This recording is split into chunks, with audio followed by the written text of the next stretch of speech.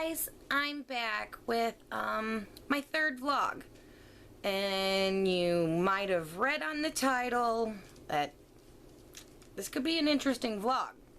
Yes, it is going to be about why my mom's head shrunk. My mom's head really did shrink when I was a kid. And, well, before I get into that, if y'all have seen my first vlog, you've seen where I was misdiagnosed as a child and was told that I was crazy, bulimic, nuts, hallucinated, and I was taken from my home, and yeah, I got to grow up in some really interesting places for a while. But it was more to it than just, hey, this little kid pukes, lock her up. There was more to it than that. I had always kind of been sick when there were holidays or situations of more stress. But around, I was in the first grade. I know when it happened because we moved around a lot. I knew what house it was, what city, what the layout of my bedroom was. And in the first grade, my mom's head shrunk. And them already thinking something was wrong with me because I was physically ill. No one. It was an automatic, this child is mental. Not, there could be something wrong with this child. Turned out that when I was 30, I found out what had happened to me in the first grade. I have a neurological condition known as Alice in Wonderland syndrome.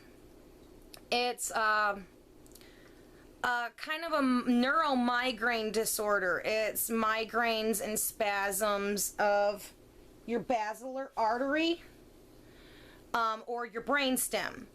And a lot of people get visuals when they have a spasm in their brainstem.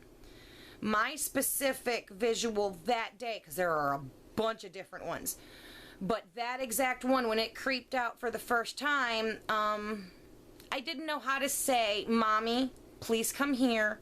I'm scared. I have a distended depth perception on my focal point, which makes it look like your head shrunk like Beetlejuice. I'm terrified. Please come closer."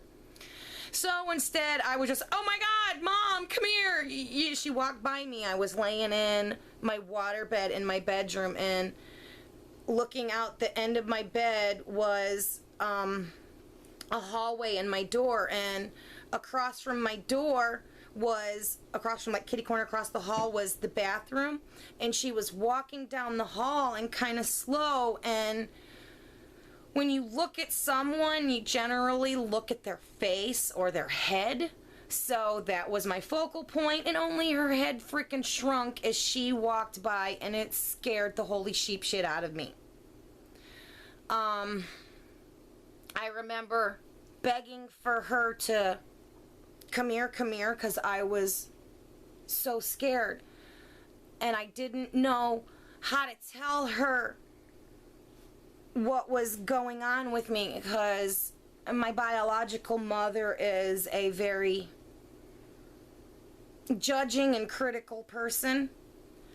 So I had a lot of shame in saying, "Please come here." You know, I needed her to come closer to soothe me, to make me feel better. I just wanted to see if her head would grow if she came closer to me, because I was terrified. Regardless, she wouldn't come closer. When I told her, she kept telling me, standing in my doorway, "No, tell me why, tell me why." And finally, when I told her, "Please come here, your head shrunk, I'm scared," she's like, "Ah, you're freaking crazy," and walked down the hall. And I remember reaching my hand for her, as in, "No, Mommy, come back." And my hand looked like it was 50 feet away, and my arm got skinny and kind of tapered toward my hand. Oh, it was awful. And at the same time, I thought I was experiencing, not like at the exact same time, but around the same time, I started having time disappear. I would go out to play, and all of a sudden I'd be in the same spot and it was dark, or I was late, or the street lights were coming on, and snap back into reality.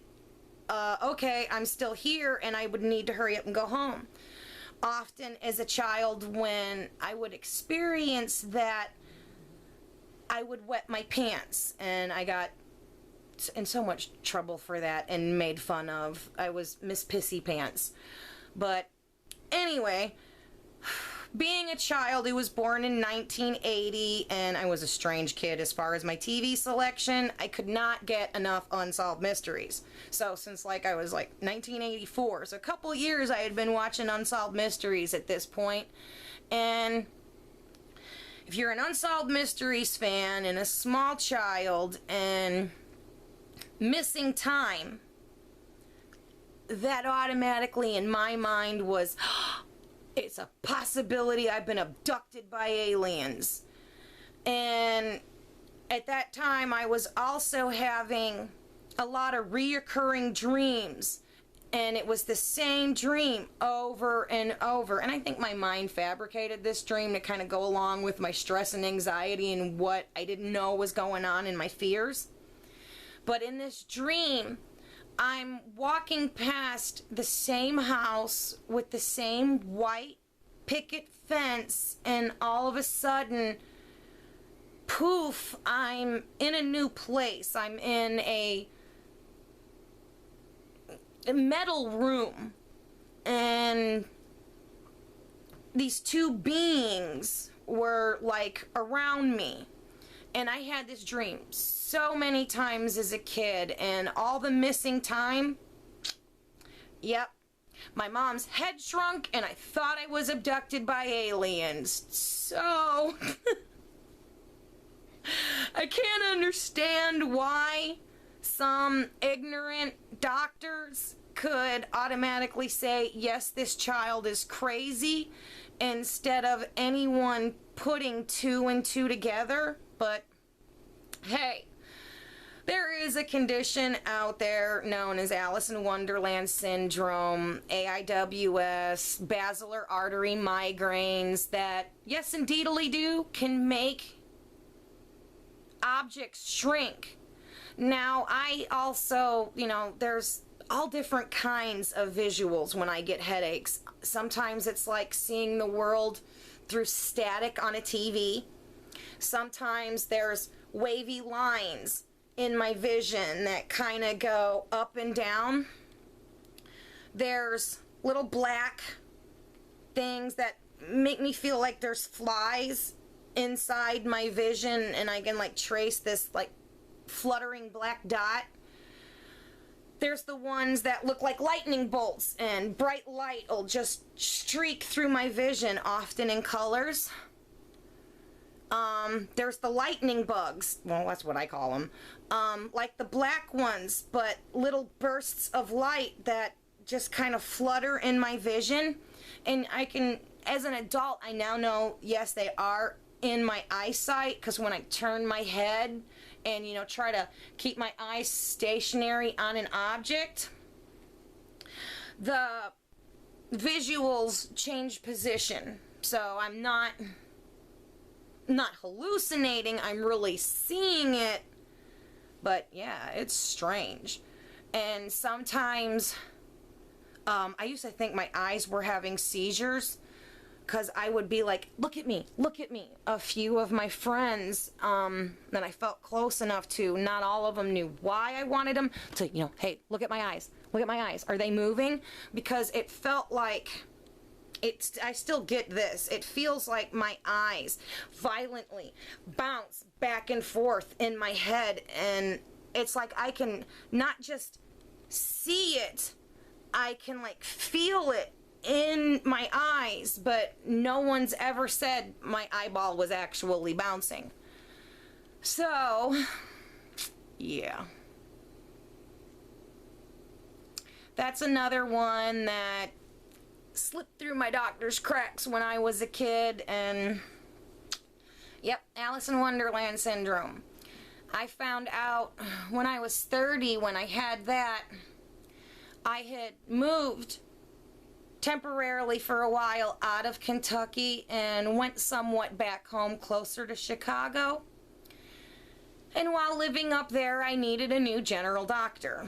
And I kind of at this point decided to take my destiny in my own hand as far as doctors, because I was being poisoned by way too much medicine, and I'm taking medicine to combat side effects of medicine, like, if anyone ever seen the 80s movie Disorderlies, when the three dudes, Disorderlies, got to take care of Mr. Dennison, the old rich guy, and they lose his medicine, and the one guy was like, well, hey, maybe it'll be like my grandma when she got rid of all her meds, she got better because she had one pill that made her fart, and she had to take a medicine to keep her from farting that caused her blood pressure to get high, and a medicine for her blood pressure that caused another problem. Yeah. At that point, when I had fired the doctor before that, and I was done taking antipsychotic meds, I was tired of having blood draws and how they make you feel and what they do to your body, and they were truly making my stomach sicker. They were making me sicker. I was on 15 or 16 different types of prescriptions at that time. One of them was an antipsychotic / epilepsy medicine known as Depakote. And I was still throwing up and still sick, and my doctor was like, we're gonna up your dosage again. And I'm like, you're freaking kidding me. I'm on 4,500 milligrams a day of just this drug. You have to draw my blood every month to make sure this is not killing my liver. And you want to put me on even more? Took 9 of these huge-ass gray horse pills every day, on top of all the other drugs. That doctor could go kiss my butt. But when I moved back to Indiana and I decided I wasn't just going to take whatever doctor would see me, I'm actually going to interview people and get what I want and need out of a doctor. So, in Valparaiso, Indiana, I had met a doctor, and when I walked into his office, I told him straight up, if you tell me I'm bulimic or I'm freaking crazy, I'm walking out and your copay can kiss my ass. And my husband-to-be at the time totally was jaw-dropped that, oh my God, I can't believe you just said that.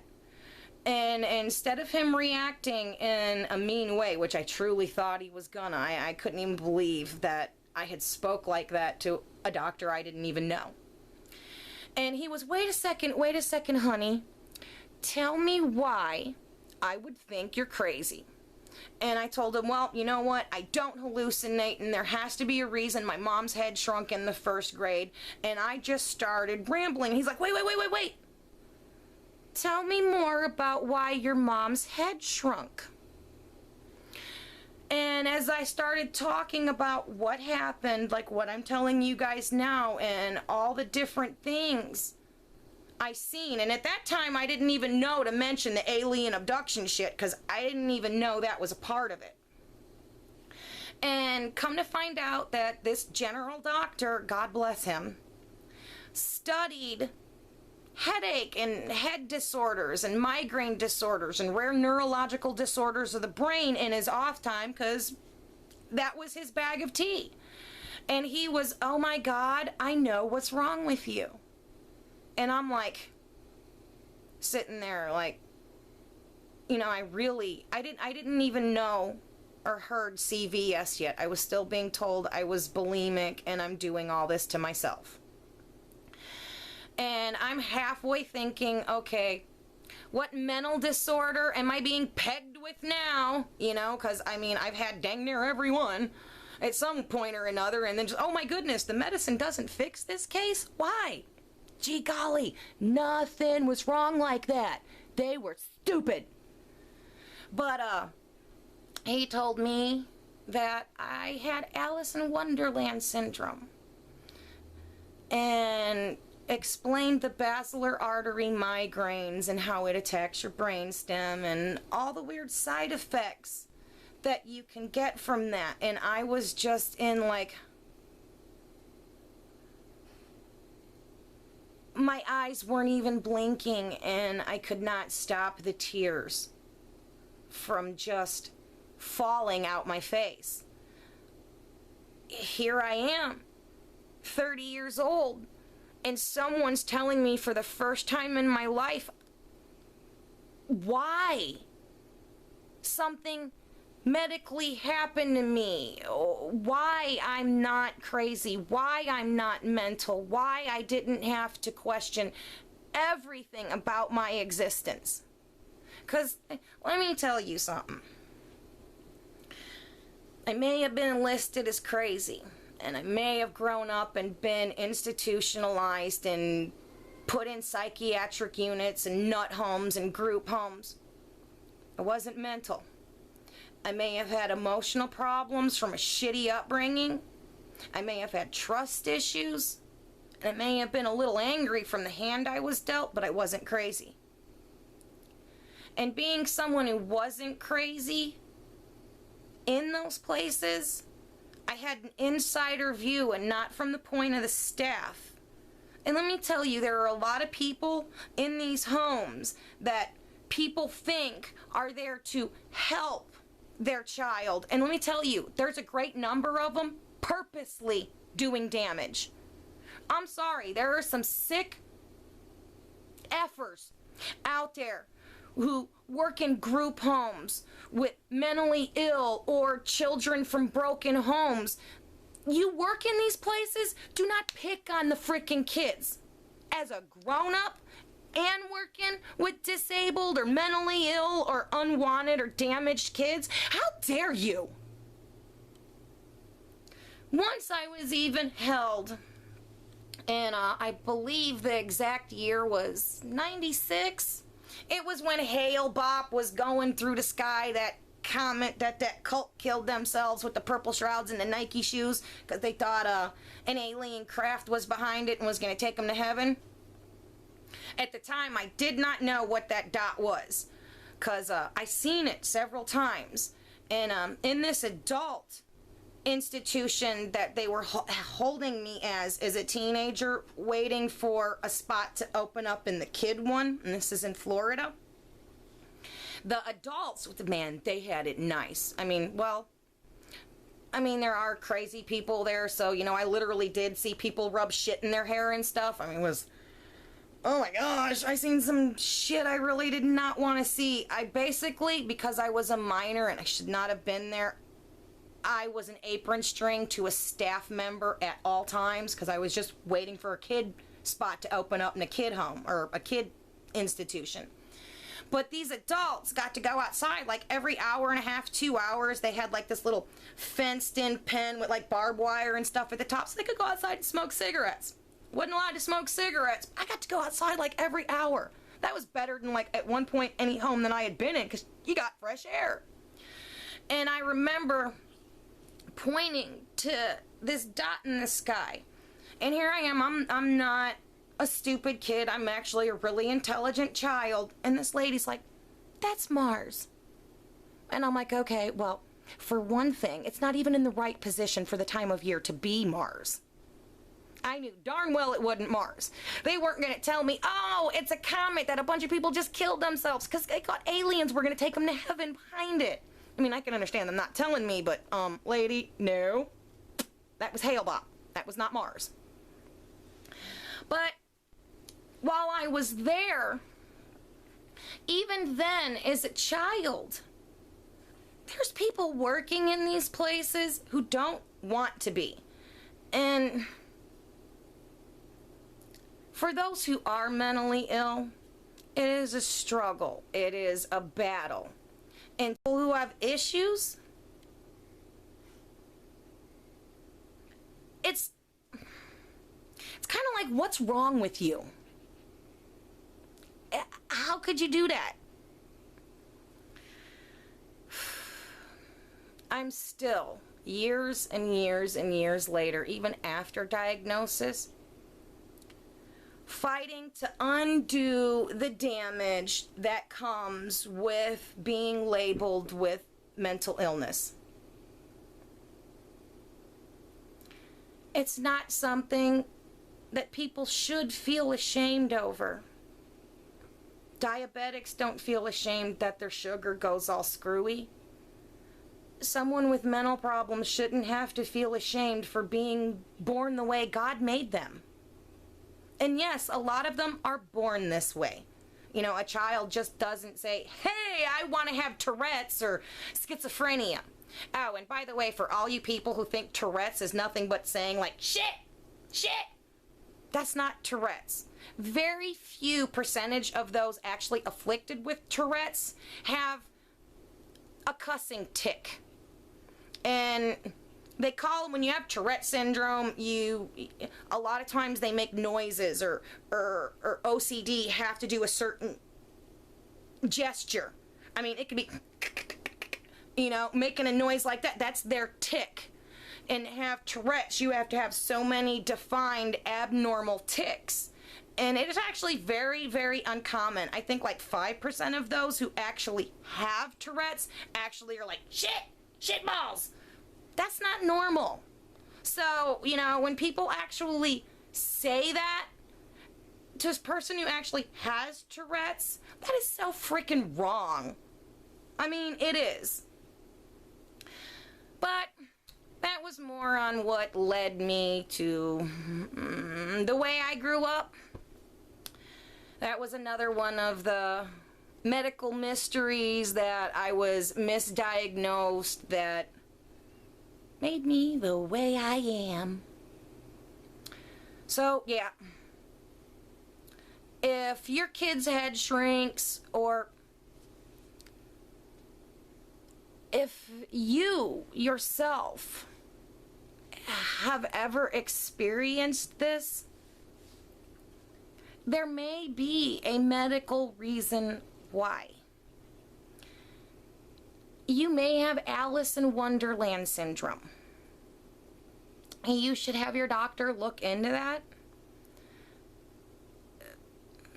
And even if someone's head shrunk and you don't have AIWS, still, don't feel ashamed. You are who you are, and be who you are. Don't be afraid to hide yourself and who you are, because that's no way to live. It's not fun trying to hide everything about who you are because someone else told you you're crazy, or you're not good enough, or for some reason or another you don't fit in the classic mold or count, or are unacceptable. The world is full of lots of people, lots of problems, and lots of differences. If we can only accept, like, and love those who are perfect, that's going to lead to a miserable world to live in. Kind of always said that, you know, like the Miss Congeniality beauty contestant question, what do you wish for? And everyone's like, world peace. You know what my solution is to world peace? More therapists. More shrinks. Forcing people to go. Actually giving mental health treatment to those in jail. Because if we could make everyone look inside themselves and like themselves and respect and want themselves, happy people don't treat other people like shit. Happy people don't beat up people. Happy people don't hurt people. Happy people don't lie to people. Happy people aren't suicide bombers.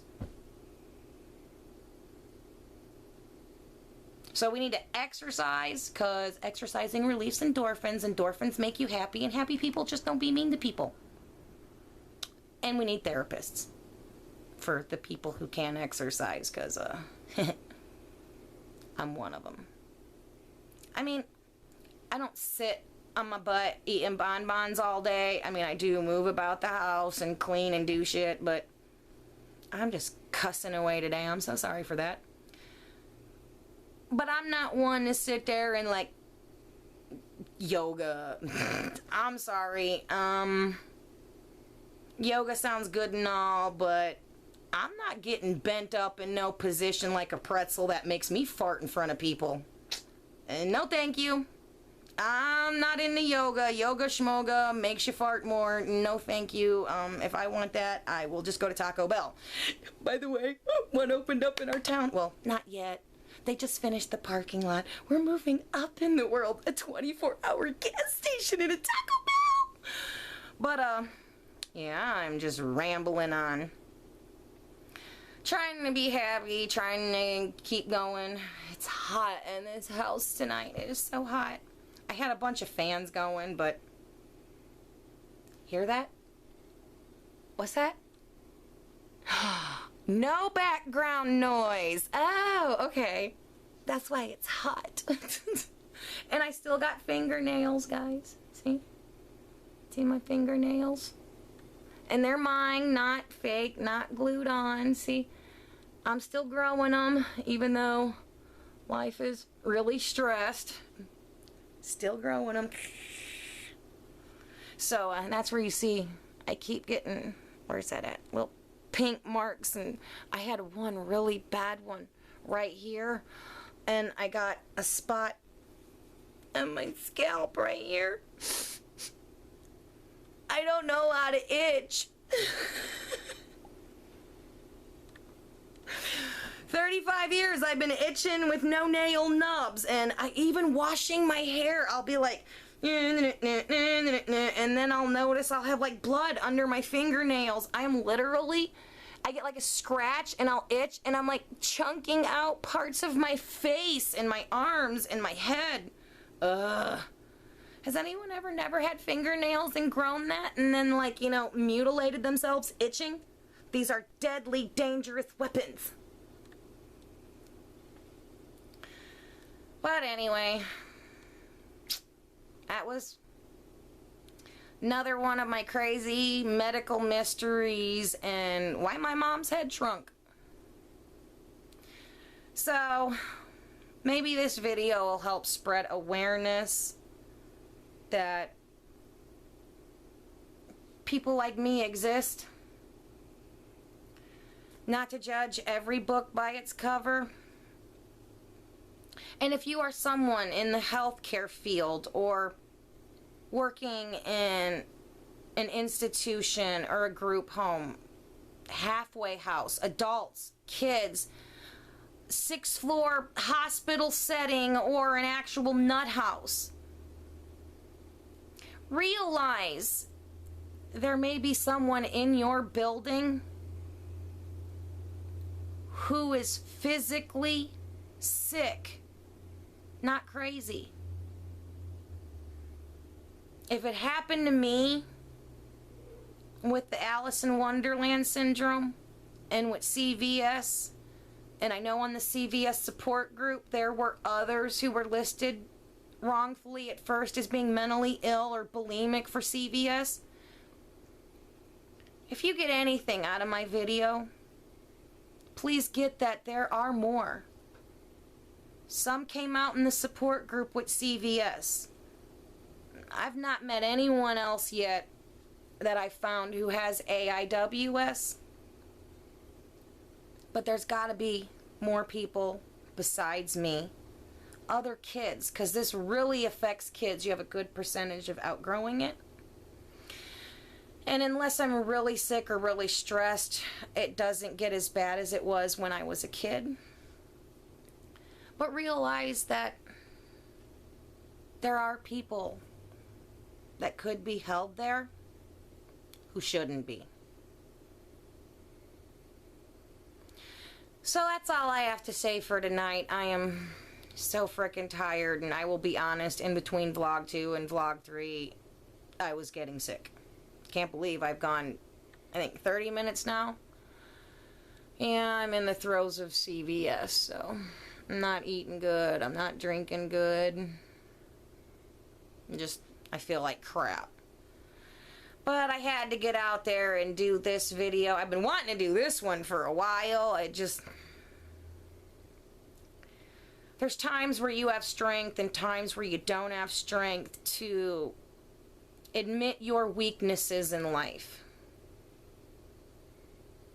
And it's not the easiest thing in the world to admit or say, yeah, I grew up in a nut home.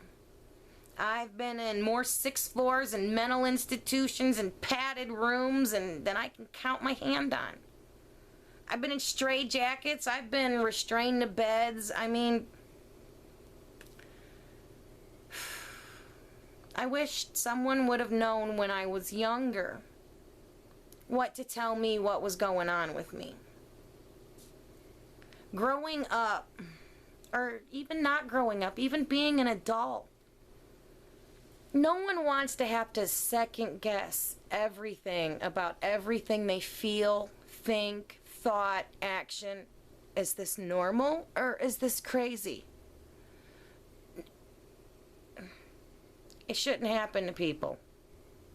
So please, y'all, if you ever hear of anyone who goes through any of the visuals that I've glanced over today, they may not be crazy. And if you're a mom,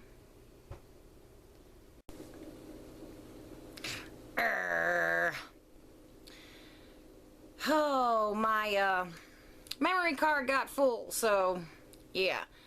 As I was saying, if you are a mom and your child begs for you to come closer because they're scared because your head shrunk, do them a favor and walk up to them, give them a hug, let them know everything's okay, even though you look like Beetlejuice. That's it. Try to love everybody, guys. I mean, too much hate in the world. Too much pushing everyone who's not perfect away. Because if we treat people around us who are not perfect like crap, or if we even got rid of everyone who wasn't perfect, it'd be a very boring frickin' world with hardly anybody in it. But anyway, I am completely tired and completely worn out and hot. See, got my Dollar Tree Hawaiian cup. Loving my Coke. Yes. And then I got my little doodad that I had on a Walmart clearance. Yeah, I got this one for Vinny, but I was just going to try it. I got one that's shorter and pink, but you like pump it up and you get the most bomb mist. I'm running out of water. It's hissing.